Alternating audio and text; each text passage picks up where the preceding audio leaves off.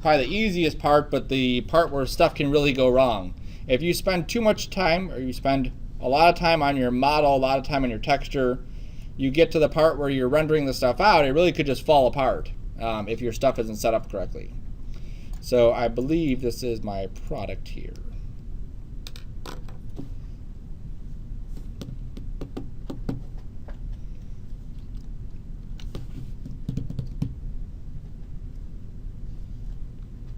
All right, so here are my products that I have inside my scene. Now, if I were to try to render these while we're working, because there's so much stuff happening inside these, there's not even any textures, but there's a lot of things going on, it would actually take a bit of time for this to render out, okay? So what I do is, for this demo only, that's the only time I'm doing this, is I'm making just some stand-in objects, just some flat objects, just so this process you can see a lot quicker, okay? So you would use your actual modeled and textured objects. I'm using just these stand-in objects just so you can see the rendering part happen quicker. Okay, so I'm just creating some random shaped objects just so we have something inside my scene.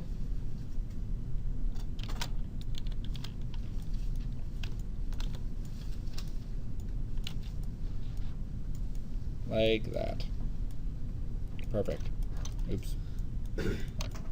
Okay, so this is, imagine these are fully modeled, fully textured, and we're at the stage of now I need to make it start to look pretty. So what I'm going to do is I'm going to look at some reference, because it always helps to look at reference for stuff that we're doing. That's not it. Product photography. Okay, so if you look at product photography, you'll see things like this. And it's a very striking, dramatic pose. It's very cool. Looking at the colors, looking at how it's kind of laid out. There you go, stuff like that. Very cool. Okay, so you want to have these kinds of things up. Now, one of the things we're going to do is, let's say I just put in a ground, because this is like a common thing that people will do, because they're like, okay, well, I need a ground in my scene. And then we hit the render button. And what we're going to see is that I have a ground in my scene, but it cuts off here. See how we have this big dark line? You don't want to have a big transition. It looks weird. Okay? We want to have a nice soft transition. I want it to look, if we look at this example there, do you see how this one, there is no line here? It's basically just like a gradient. It goes from this white gray color up to this darker color. That's all we want, because it's a soft kind of look. Now, in some instances, you would have something more harsh like this. But for this assignment, I don't want anything like that. I want a nice soft background. Okay? Now, if we look at this, this is kind of like an easy way to see how they do this. It's just like a curved plane. That's all it is. So if I came back to Maya, and I'm going to go and take my divisions down here to maybe like 4. There we go. And I'm going to go to my edges, and I'm just going to grab this edge here and just pull it up. Then I can grab these edges here and pull that back. And then pull this back. And then if I hit 3, you can see how now this gives me a nice rounded edge. Okay? It's not a whole lot of work to it, just that's it. If I need it more round, I'll grab this edge and I'll pull it closer to me. See, the closer I get, the bigger that rounding gets. And I'll also scale it up like that, just so it's big enough. Okay? Don't get in the habit of shrinking everything. Some people make it exactly to fit. We have free room. Just make it huge. Make it huge so you don't need to see the edges at all. There's no chance you'll see them. All right, now I'm going to make sure I render this in mental ray. There we go. And now we can see we don't have a hard edge. Nice, soft transition. Very easy to do, okay? If you forget that step, it can kind of throw everything else off. All right, so now just for this, you would already have textures. I'm just going to throw some random Milas on this, just so I have some Milas on my items.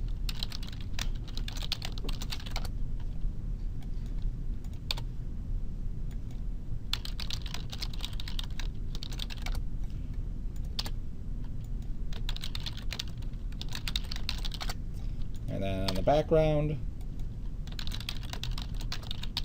There we go. All right, so everything has a Mila on it, just so I have a Mila. Okay, and I'm just going to start kind of composing this. Now, this is going to be a magazine shoot. So instead of this being widescreen, which is what our title was, which is what our room was, it's going to be more portrait. Okay, so if you were opening a magazine, that's where you would see this stuff happening. So I'm going to go to my render settings, and in my render settings, I'm going to scroll down to where we have presets, and I'm going to set this to be an 8x10. So when I set it to an 8x10, it automatically sets my pixels to 2400 by 3000 pixels. That's all we really care about. We don't care about the resolution here. As long as we have 2400 by 3000 pixels, we can make this pretty much whatever size we need to. That's that aspect ratio. All right, so I'm going to hit close. And now I need to see it, because right now my screen is kind of showing me a landscape. So I want to hit this button here, and then I can see the portrait version of it. Now it's cutting it off on the top and cutting it off on the bottom, so I need to go to View, Camera Settings, and say vertically I want to fill this. Okay? So now this box, this green box going around, that's what's going to render. So when I hit the render button up here, that's what's going to render. So let me just scale this in and kind of frame it a little bit better. Maybe I'll pull this one forward, like that. And play with your layout. You know, we can have different kinds of settings inside here. We don't have to go with the same exact thing for every single shot. There we go. So maybe something like that might be a cool way to kind of show off these products. Now watch what happens when I hit render.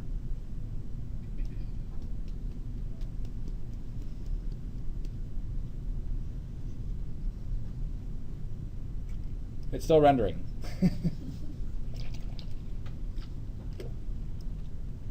Still rendering.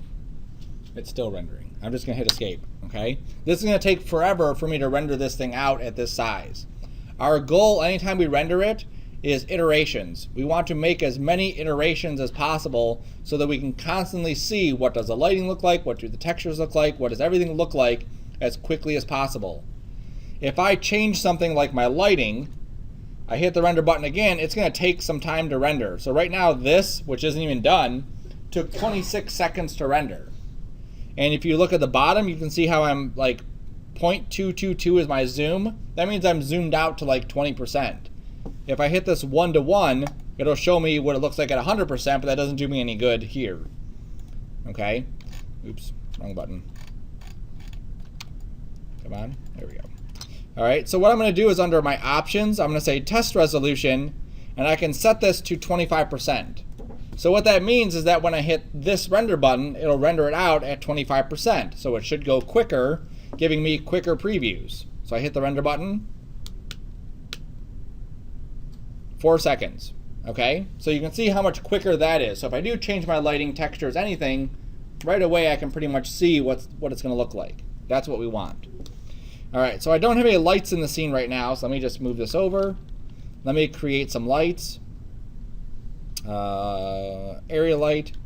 Now here's where I'm going to run into some issue. I didn't create a new camera, okay? I've locked myself into this view where I kind of like what that looks like and I don't want to lose it.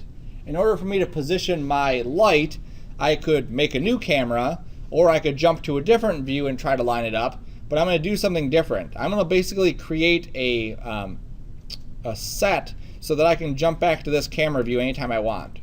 So under view, I'm going to create what's called a bookmark, okay? And it's exactly like a bookmark is. So I'm going to say create a new bookmark and call this render shot, just so we have a name for it. And I'm going to go to my custom shelf and I'm going to add this to the shelf. This is my old one. Delete that. There we go.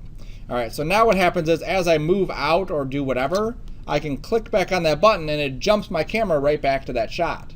Okay, so no matter what changes I make, hit the button, back to the shot. All right, so that's an easy way for us to get right back to that specific area. So I'm going to scale the light up. I'm going to position it. I'm going to hit T so I could push this down. Remember, this is the aimer, so I can control the aim of the light. And then there's my light. I'm going to hit the attribute editor. This should be set to quadratic. My intensity should be up to, I don't know, maybe 500. Under mental ray, use light shape. This goes to 1, and that's it. Okay, so quadratic, high intensity, area light, use light shape, 1. So I hit my button again. I hit the render button again, and now I can see what this is looking like.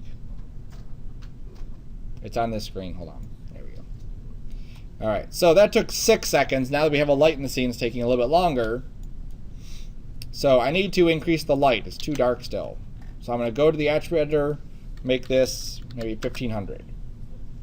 Don't try to be too soft on your adjustments. So when I went from 500, my next iteration or my next step is not 600, it's like 1500. It's like something crazy because I want to see like what are the extremes, how big are the jumps in this. Even that wasn't much. I'm going to take this up to like 32.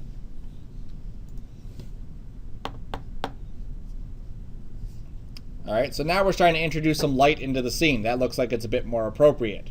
We ignore the grain. You can't see the grain too much. Let me fix my setting up here so you can see it better. There we go. All right, so you can see the grain here. We're ignoring the grain. That will go away once we're at those final stages of rendering, once we've cranked our quality up. Okay. We're also at about 7 seconds for our rendering. So again, we're kind of keeping this stuff in mind as to how long this is already taking. All right, so that's pretty good. I'm going to close that. I did notice something here just real quick. This object here is floating. You can't see it very good probably in the projector, but he's actually like off the ground a little bit. Something that can become, you waste a lot of time if your objects are floating. So I'm just going to move him down until he's intersecting the ground. I'm just going to do that to all my objects.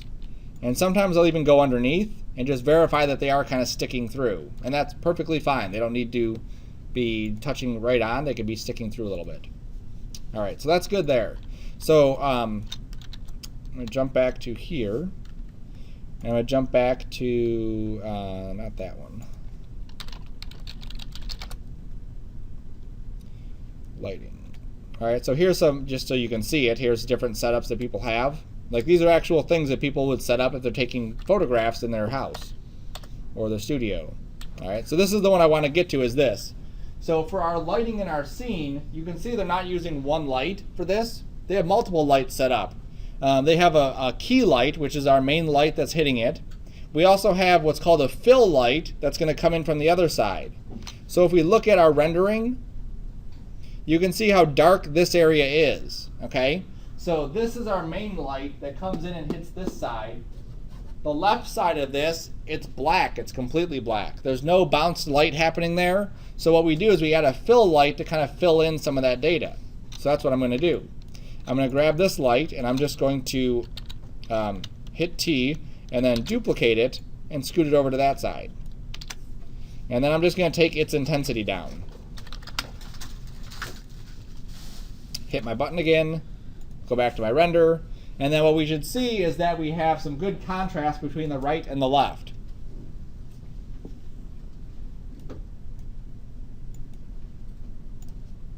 Shrink that down, zoom out a touch, there we go. Okay, so that definitely looks better than it did before. We still have some darker areas here. The projector doesn't do a good job of showing this stuff. There you go. I'm kind of like over blasting it on my screen so you can see it. But it definitely filled in some of those areas that are there. Okay. They also have a light from above. That's another thing that they would light up. They also have, in some cases, different setups. So like this one, they have a main light shooting from the front. Then they have two backlights on it. Then they have like an above light. And then they have this reflector to help kind of bounce some light into the scene. Here's another setup. Okay, so sometimes you have to, it's not going to be an automatic process. Position your lights so that it makes sense, so that your objects are really pulled off of that background so it really stands out and looks appealing. So one thing I can do is maybe take this light here, which is maybe a little bit too facing down. I'm going to pull it up a bit. That might be too far, like that. And then I'm going to duplicate it and maybe add another light. Just like straight above it.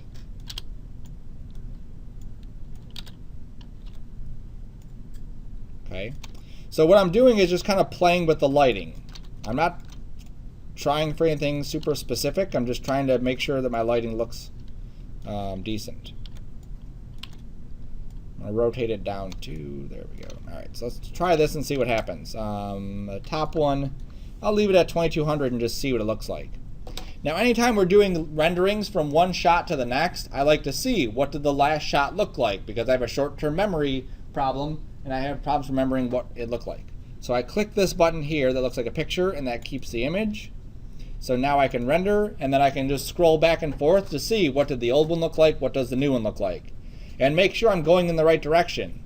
If I start making my image worse, obviously I have to step back and see what I'm doing wrong. So here's what it looked like before. There's what it looks like now. So you can already see there is a huge difference in what I've done. My shadows are softer.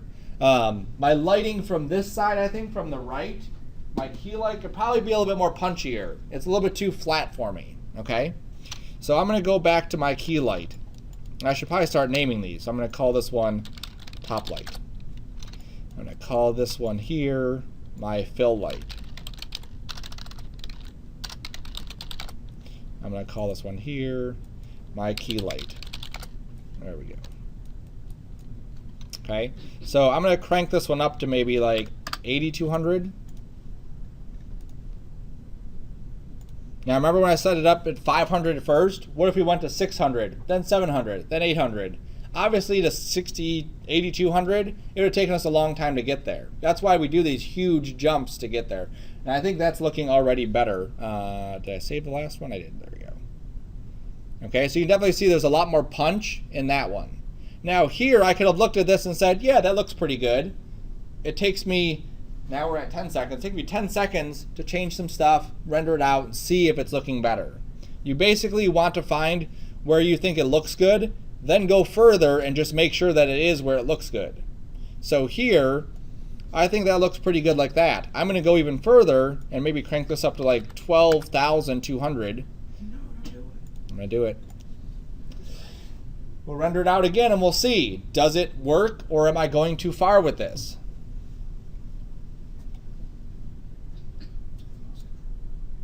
And even that, I'm liking that one better than I did the last one. So that's why you have to do these iterations. You have to keep playing with it. I'm going to keep going. And now I'm at 22,200.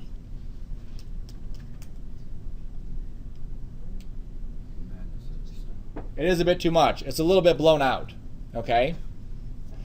Especially right here, you can see I basically lost all value. Okay? With a texture on here, it'd be more apparent.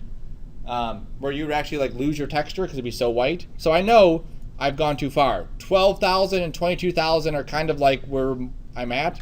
So maybe I'll go to 16,000.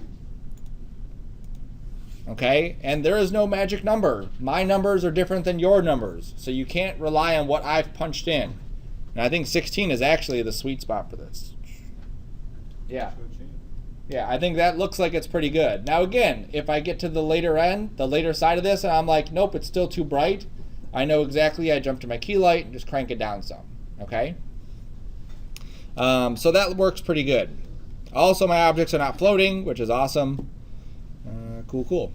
All right, so now let's address something else. So right now I have on here just flat Milas, just to, again, make this render quicker to start. But let's pretend, because we most likely have something that might be plastic in our scene. Okay, the background I always leave is just a flat diffuse, but everything else would typically have some sort of shine to it. So now I'm going to render it with reflections, okay? Because that will, again, add different items that we need to tweak and modify. All right, so if we look at the before and the after, oh, I didn't save the other one. Well, we can see where that's at. Now these little strips of light right here, that's a reflection of my light source. So if I want those to be bigger, there's a couple things I can do. One of them is I can grab my light like this, and I can make that longer. The bigger this light source is, the stretched out that highlight is going to be. The other thing I can do, and I guess let's just render that out just to see what change that made. So make sure I save, make sure I render.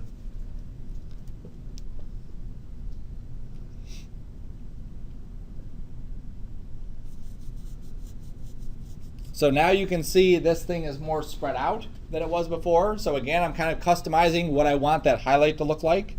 It looks a lot better on this can than it does here. Not really a fan of that one. The other thing I can do is take these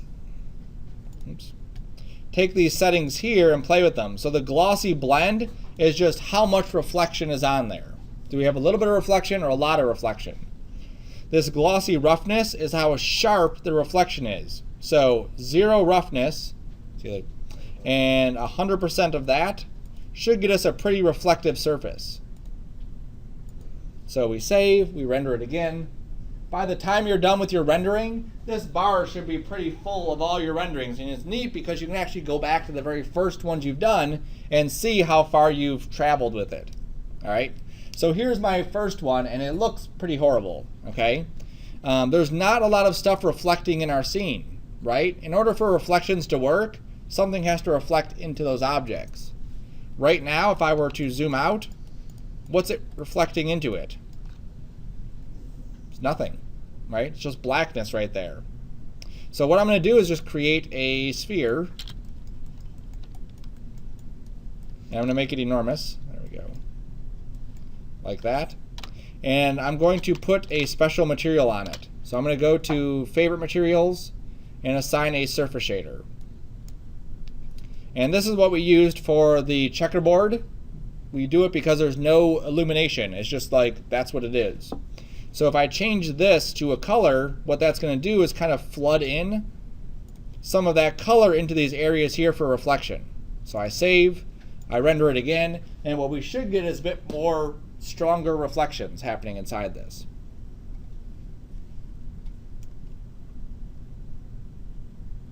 And again, this might be a subtle thing where we're not really seeing it until we go back and forth between the two views. Yeah, you can see it right here to right there. You see that little change that happens. That is a huge change when you look at how dark this is and how muddy like the top of that cap looks. And then when we add that in there, you can see how much better the lighting looks just having that extra bit of reflection on there. Okay? So this isn't a chrome type piece anyway, so I'm not even going to have this be really reflective. I typically wouldn't want this to be very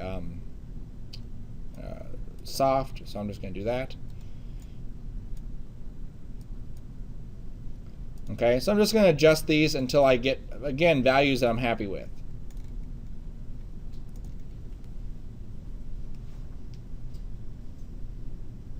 Okay, so some pretty soft reflections here, some pretty soft reflections in these other items too.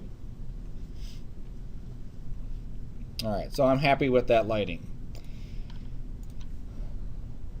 All right, cool. So now another thing that I can do to this is inside of Maya, inside of our 3D world here, if we shoot a light out and it hits a surface, there's no bleeding of that light onto other surfaces, okay? So just to kind of emphasize that point, let's say I took this color here and I made this a really bright red. So I made that little jar a bright red, and what we should see is that on these back items, there might be a little bit of red popping through, but definitely not on the ground, okay? And the only reason that's popping through on the back items is because they're reflecting some of that red into those items. So if we go back and forth, probably not even seeing anything on this. Nope, there's nothing there, okay? So there's no actual like bouncing of light. What should happen is our light hits this red object and the red would spill onto the ground. We would see some sort of red on there, and obviously this looks like crazy fake because that red isn't blending on or landing on the ground. So in my render settings, I'm going to go to the Scene tab, and on the Scene tab, I'm not going to go to Scene tab, I'm going to go to Quality. There we go. Now on the Quality tab, there's this thing called Final Gather. Okay, so it's under the Advanced Light Sampling. I'm going to turn on Final Gather. And what this is going to do is it actually will tell Maya to calculate when a light hits an object, find out what color it is, and then shoot some of that light out of there. So we'll save this again, we'll render this again, and what we're going to get is this really crappy rendering, Okay, so first, if you look at the edges, you can see how pixelated they are and junky it is. This is like the first pass. It'll do 2 passes. The first one does the junky rendering, and then the second one goes back and cleans up all the stuff.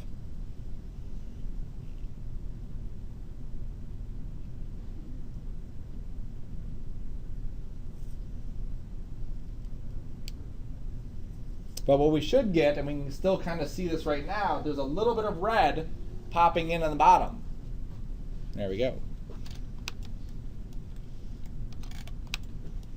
Okay, so you can see that tiny bit of red right there on the bottom where that's hitting. Okay, now what it also did when we turn on Final Gather is it brightened this entire scene. Here it was before. Okay, and then here, oops, yeah, right there. And then there it is after. And the reason that it went from this dark color to this bright color is that now it's bouncing all of our lights kind of around. And so it's just making everything a bit brighter. So I'm just going to knock down some of my lights and definitely knock down this big sphere. So I'm just going to take the color of that big sphere down. I'm not changing all of these, just that top one. And then I'm going to take my lights and also knock them down, maybe this to 12. Okay, and then that one, I think that should be fine there, and that should be fine there. Okay, click back on our button, go back to our render view, click the save button, click the render button. And so you can see this isn't a, let's just hit a bunch of buttons and render this out. This actually is a refinement phase. There's a lot of stuff that goes into this where we have to go through and tweak this until we're happy with those results. We've spent, what, a week, 2 weeks on this thing so far? This is where it's all going to come together. This is where everything kind of looks, makes it really, really nice. So that's looking pretty good right there. Now this is super red. I wouldn't actually have that be that red. I'm going to turn that off.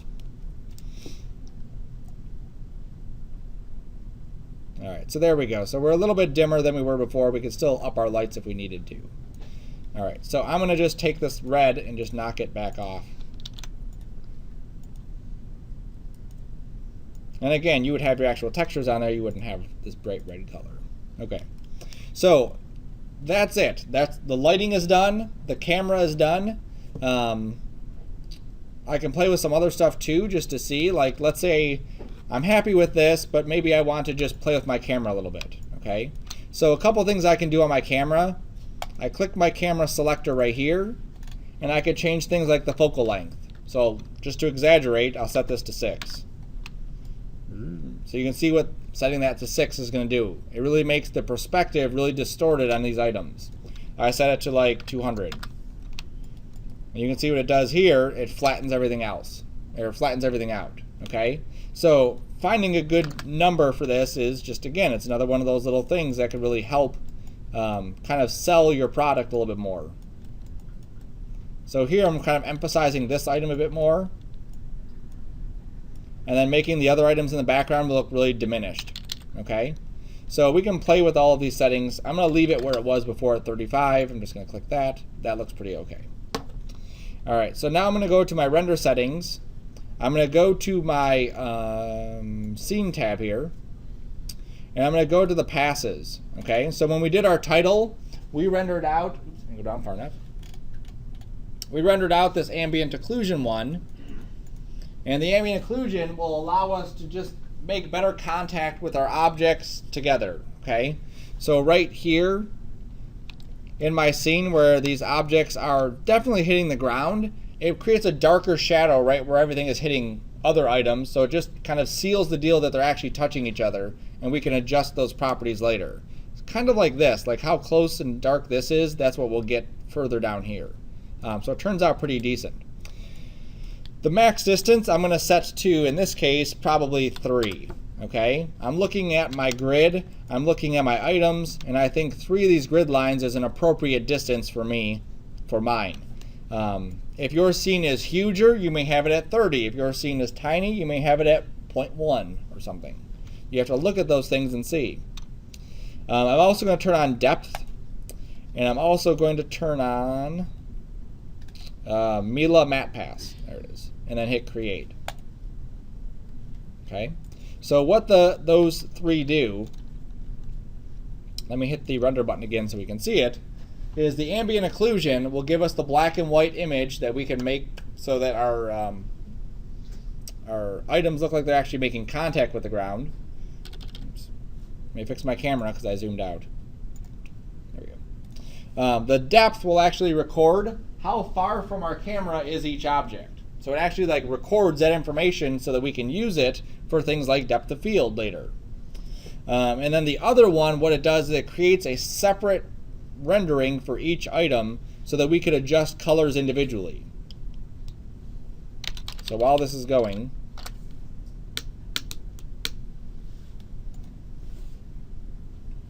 all right, so it renders our stuff out. This image here is not going to look any different. That image will look exactly the same.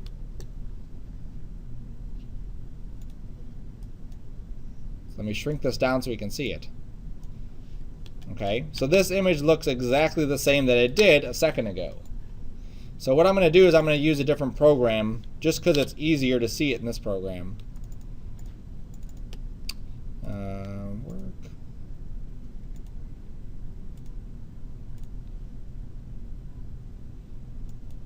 There we go. All right, so here is our image. This is what we just looked at inside of the Maya view. Now I'm going to shuffle so I can see what the other things look like. So if I look at my depth, that's what the depth channel looks like. Now it doesn't actually look like anything right now, but when I hover my mouse over the window, you can see these numbers down here are changing. So watch those numbers and you can see how they're changing. So what it's showing me is actually like wherever my mouse is right now, that specific point inside of 3D is 41 units away from the camera. Okay, so if I go and play with these settings, you can actually see. Oops, really can't see that. There they are. So you can see how it's reading each one of these items. The background is about 100 units away. This one's 41. This one's about 41 also. And this one's 25. So that depth is actually reading how far items are away. And you'll see how important that could be later. We have our ambient occlusion. And you can see my 3 as a guess was pretty right. And then if I go back to my mats, you can see how I have 4 mats here. So every single Mila that I created, it creates a separate mat for them, which is pretty neat. Because if I look at this, you'll see that I've isolated the white area, just the background. Click that one, I've isolated just that small jar. There's the big jar. There's the little can. So what I can do with any one of these is I can use that as a way to adjust my colors. So just to give like a little quick demo on that, I'm going to add a grade, which is basically just like color adjustment. So, oops. So as I play with this, you can see how I can adjust all the colors, but I can also turn off individual colors and adjust just certain ones. So let's say I just went with yellow, but I didn't want everything yellow, I just wanted my background yellow. So I'm going to go to this mask, and I'm going to go to the shuffle and say, just let me see the background. Okay, so you can see what that did is it just made the background yellow and not any of the jars. Or what if I wanted just the jar to be yellow? There we go. So we can change stuff after the fact. That's the point of using those. Okay, so if you do something and your cap is like super blue and you didn't realize it was going to be that blue, instead of re-rendering out the whole thing, change it here. Okay, we could also, let me just add in that I'm just going to merge this into here, scoot that over. You don't have to really pay attention to what specific things I'm hitting now. I'm just going to make this a ambient occlusion. There we go. Multiply. There we go. All right, so here it is before and after ambient occlusion. Okay, so there's without, there it is with. So you can see how that makes these items feel like they're actually hitting that surface a little bit more. And I can always come back and tweak how much effect the ambient occlusion has on there. Okay, so it's a great tool to be able to tweak that kind of stuff. I'll just pull that up for now.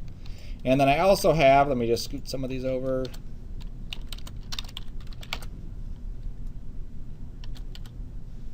And then I have this. This is my depth of field. So I'm going to say use the depth. There it is. And then set that to direct. And when I use this little dot, that item becomes in focus. Okay, I'm going to crank my depth of field up.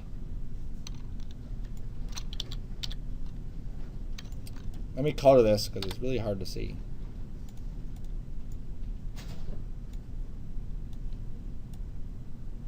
There we go. It's taking time.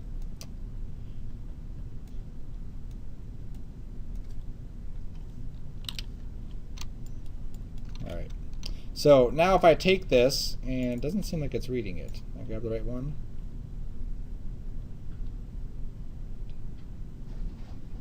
Yeah, that's the depth. I'm going to go to my focal plane setup.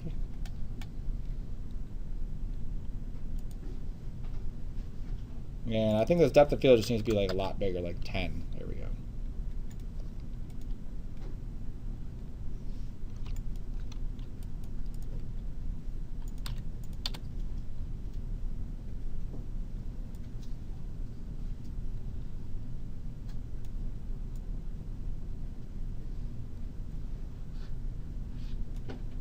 Come on, there you go.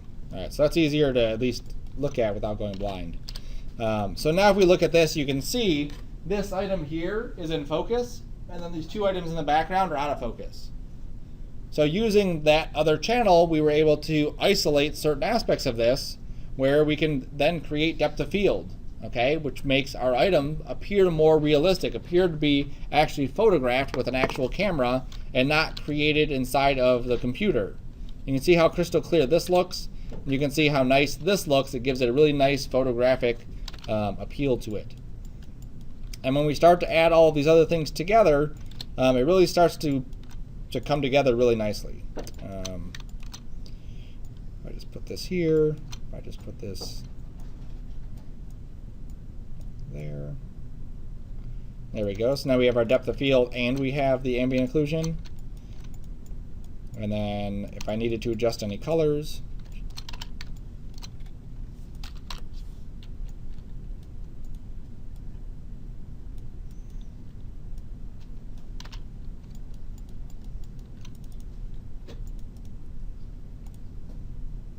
and you see how I can adjust those colors just by playing with some of these mats that we have set up. Okay, so and you can see there's not much set up as far as what we're doing in the render settings there, and punching these things in. Now that I'm done, I have my lights set up, I have my camera set up, everything in my scene looks like it's pretty good. I'm going to go in the common tab and just make sure everything's set up. So let's give this a name. So Sarcona _ product render. I'm going to leave this as an OpenEXR. I'm going to leave it as a name.extension because we're only doing one file. Perspective is my camera. It's still at 8x10. Under quality, I'm going to crank that up. And I'm going to save.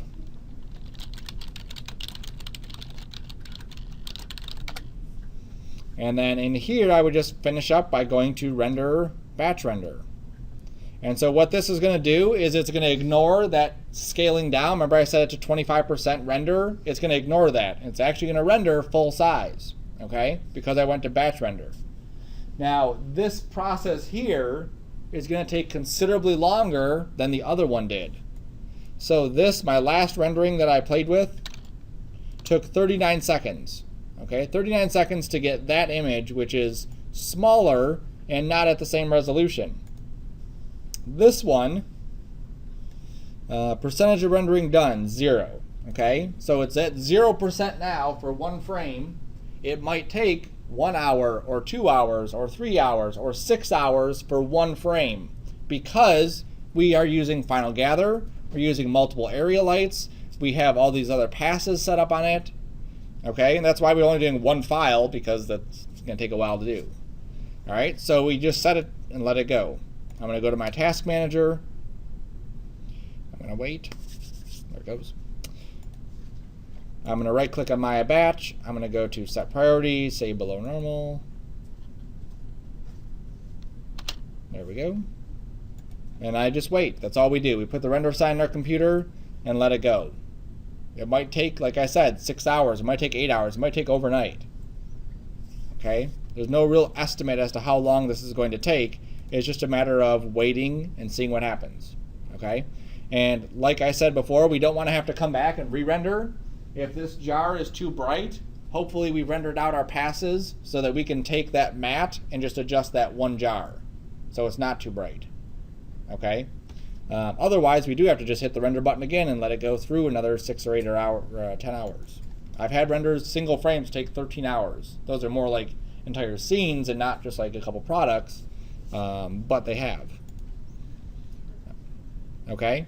So, once you're done with your modeling and your texturing, you'll move on to this video where you can start actually doing the final setup stuff. Okay? Next class,